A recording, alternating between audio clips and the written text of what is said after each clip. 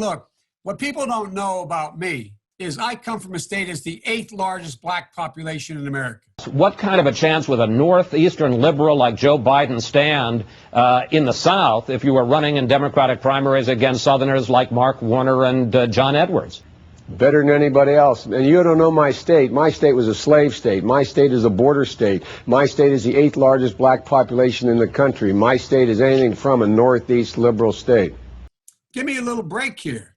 This is where I come from. I got involved. I came home from college, and I had a job with a really fancy law firm out of law school. And my city is the only city in America occupied by the National Guard, the military, for 10 months when Dr. King was shot. When I marched in the civil rights movement, I marched with tens of thousands of others to change attitudes. But he never actually marched in the civil rights movement at all. I was the only guy when I was in high school. I had a job, a country club kind of job at a swimming pool. I was the only white employee in the East Side because I wanted to work in the projects, because I wanted to understand. And Corn Pop was a bad dude, and he ran a bunch of bad boys. And by the way, you know, I sit on the stand, and it get hot. I got hairy legs that turn